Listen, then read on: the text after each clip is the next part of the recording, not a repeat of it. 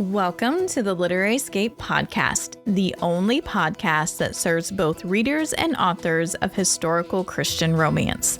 We read, discuss, review, and rate books in this unique romance subgenre, and sprinkle in a few contemporary Christian suspense books.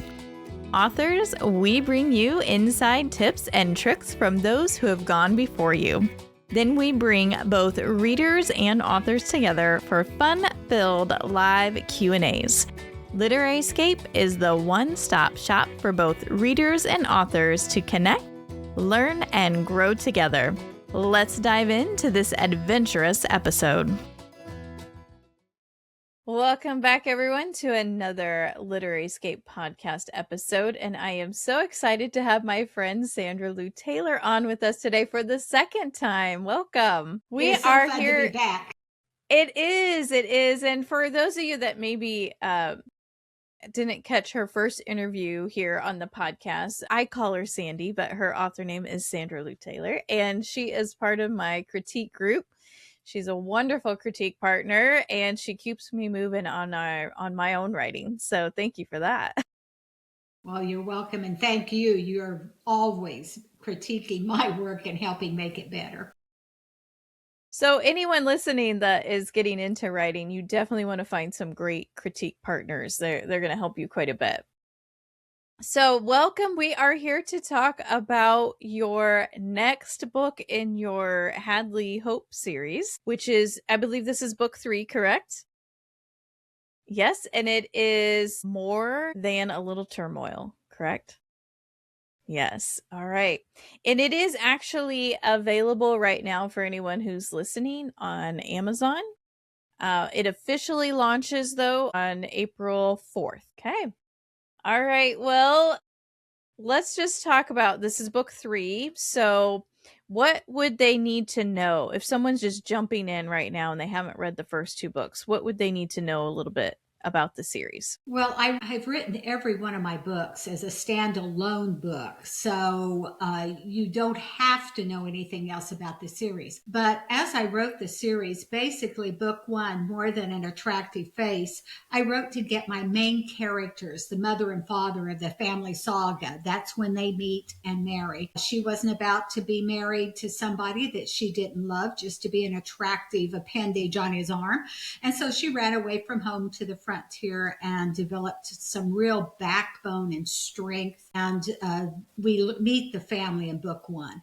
Book 2 is More Than a Small Challenge. And that is a book that explores the why would somebody leave a comfortable life in Indiana to move to a frontier town, which is basically a tent city in Kansas? We find out the reason why they would do that. Then in this book, we are moved to Kansas territory in Lawrence, and it is a very tumultuous time in Kansas history.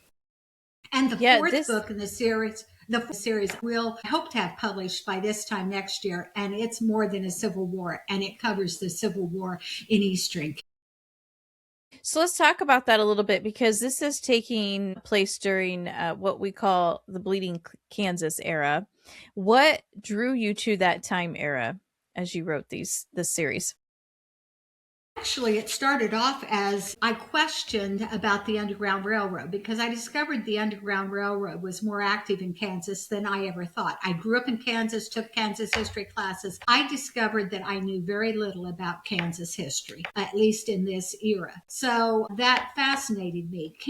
The Kansas-Nebraska Act of 54-55 set up the Civil War in Kansas before the Civil War happened, because Kansas could choose to become a slave state or a free state. Missouri people started going in and running out any free settlers. The Boston Immigrant Aid Society and other groups sent abolitionists to Kansas to populate it for the free state. If you weren't of the right political persuasion, we might just burn your house down or beat you up or kill you. And it did happen in eastern and northeastern Kansas fairly frequently. It set up a lot of violence. The years of 1854 to 57 were full of violence. Kansas had to write 4 constitutions. They had 4 constitutional conventions. They had to write 4 constitutions before they could get one that the voters could agree on and Congress would accept. And the only reason Kansas came into the United States as a free state is because some of the states ceded from the Union. And so in late 1860, the balance of free states was stronger. And in 1861, President Buchanan on January 29th signed it into state. The battle was very, very important that was going on in Kansas. And Kansas had to come in as a free state because the United States government was 50-50, 50 slavery, 50 free. And if Kansas came in as a slave state, we would have gone with slavery throughout the whole Union because that would have made the slave states in control. So that fast. Also, I wanted to write about that because it was so important that we came in as a free state. Yeah, and I know you have done a ton of research in this area as well. And I kind of want to ask you this question before we dive into some of your characters. But when you were researching this, was there anything that really surprised you when you looked at the Underground Railroad, maybe, and some of the families that participated in it? Really astounded me. One of the things that I investigated, though, is they had to have help of white people. You know, somebody had to help them along the way. And I wanted to investigate, discover, think about how could they have been helped and why would those people have helped them. This was a very segregated society, and even people who did not want slavery were separatist, most of them. I don't want Black people to be enslaved, but I don't want them in my neighborhood either, was a lot of the attitude. So that one shocked me, and I found it kind of disturbing, but that's the way it was. Yeah. So when you found white people that really embraced acts of God, I say, right? That's probably no other way to explain that. So let's talk a little bit about Elizabeth Hadley. So she starts off as this reluctant pioneer, right? And she really wants to just go back home. They're really roughing it. And how did you develop her then into someone that she's got this really quiet strength or backbone, if you will, for the freedom movement? She was really reluctantly drawn into it. Elizabeth has a very strong sense of right and wrong. She believes in hard work. She believes in family, and she has a strong faith in God. So, I mean, basically, as challenges dumped themselves on her, she accepted them. And through the faith and the family, the Hadley family are very, very, very close and assist each other, help each other out in all of the challenges that they face. And so, I don't know, I loved her strength, and it was fun to write that. Yeah. And so just for people who may not be familiar with the storyline, and I don't think you would be in this unless you've read it, but you might know the Hadleys if you've read the first 2 books. But they actually come across Solomon, who is a runaway slave, correct? And they decide that they are going to help him as they're traveling. They're taking him with them, but they're presenting him as if he's their slave, right? In order to safely transport him. Can you just kind of maybe explain that setup a little bit? Yes, the Hadley family were a 4-wagon caravan that were going through the middle of Missouri. A lot of the immigrants went through north of Missouri because of the danger of going through middle of Missouri. But they were going through the middle of Missouri, just south of what was called Little Dixie, because it was a very plantation slavery section in the middle of Missouri. And they knew that they were slipping through, and they were having to be careful. One night, Solomon shows up. He's half starved to death, about half dead, and he steals food. Well, The Hadleys had already helped a runaway slave family in Indiana, the Davis family. And so they knew about how to help Solomon, but they offered to help Solomon. Now, Solomon joining them in the middle of Missouri was very, very, very dangerous. Number one, because they did not know Solomon. They could be arrested and fined and jailed for helping Solomon as a fugitive, and Solomon could be killed or sent back into slavery, which is probably what would have happened. So it was very iffy helping Solomon because they didn't know him. They didn't know whether they could trust him. They didn't know whether he would respond correctly when he needed to respond. So they worked out a deal where Solomon would pretend to be their slave whenever anybody else was around, but they treated him with dignity and respect when no other people were around. But that even got to be dangerous because they felt like people were spying on them as they went through Missouri. So it was a very risky business. Yes, and you're right. It was brave people on both ends to do the Underground Railroad. Those helping and those choosing to take that route to get out of slavery took a lot of bravery. In the midst of this chaos and this very tense, I'm trying to get from point A to point B without getting caught in the crosshairs of bleeding Kansas and helping Solomon find freedom. You have Elizabeth and Daniel adopt Lois and Fred. Can you kind of explain, like, this is maybe could be unexpected storyline for some of your readers, and just explain how you came to bring that into the story? Well, Elizabeth and Daniel wanted more children, but they did not have any more. And they were living in Lawrence, and well, they can't come to Lawrence. Anyway, one day, okay, wait just a minute. Let me get my Okay. timeline straight. The rest of the family had come through Missouri and had just arrived in Lawrence. And as they came into town, they saw a wagon that was off on a hill with a horse that was just standing there. And so they were a little curious as to what's going on. So they went out to investigate. The whole circumstance around this actually was reported in newspapers, and it actually happened. Two children out there. The children, what had happened is they were running away. Their family was running away from a prairie fire. One of the children fell out of the back of a wagon. And so when the parents got out to put the child back in the wagon, the horses were spooked, ran off with the children. The parents died in the prairie fire. And so they find these two little children. They bring them into their house and take care of them and nurture them.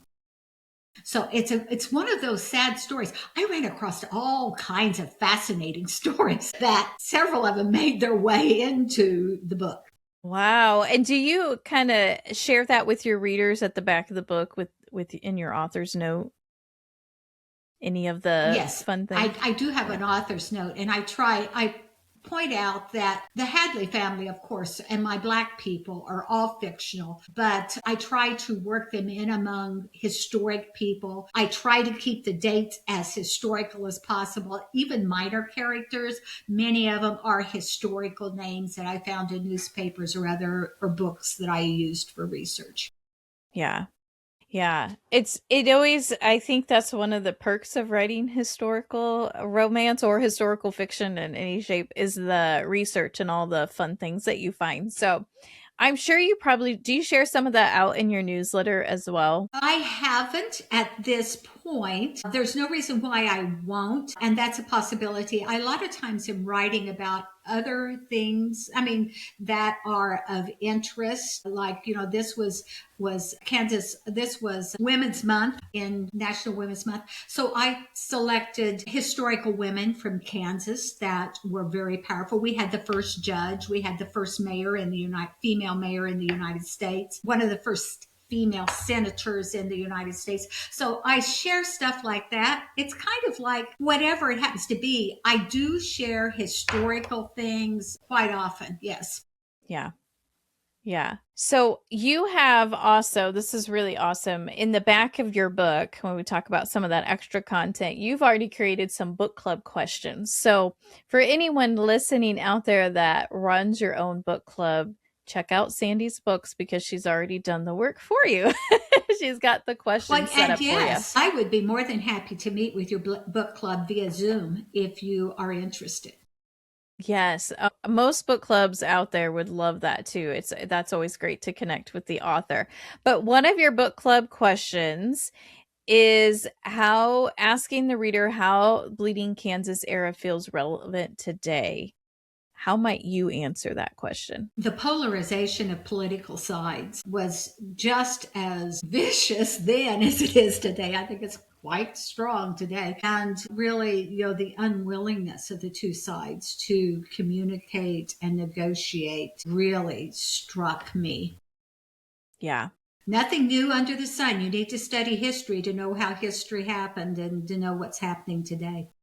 It's very true. Very true. Even if you go back to the Old Testament, you're going to find it in there too. Every time we read through the Bible and we're reading through that Old Testament, my husband and I always say, we as humans have not changed. It's the same cycles, you see. So praise the Lord, he loves us still. One of the things too, you do a really good job of humanizing people on both sides of the slavery debate without excusing the evil though of the institution itself. But how do you write that moral complexity, giving a fair view of both sides, I guess? Well, I think that a lot of the intolerance is because we're basically intolerant of people that are different than us. And I try to take my characters and expose them to people that are different than them so that they can learn about them as human beings. I believe that as we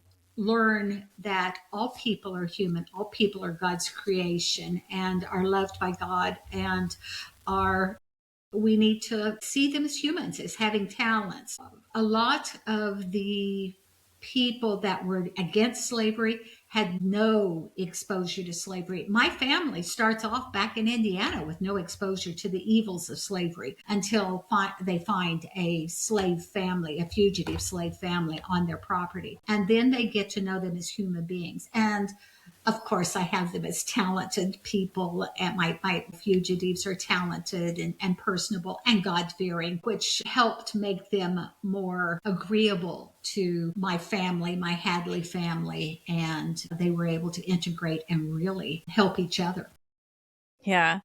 You do a wonderful job of that. And I will say for those listening, another author that does a great job of this is Beth White. She has a series that is actually on the back end of the Civil War. So this is where you're trying to rebuild. And I'm sure you've come across that too in your research, Sandy, where there was a lot of healing that had to happen. So her series is like after the Civil War.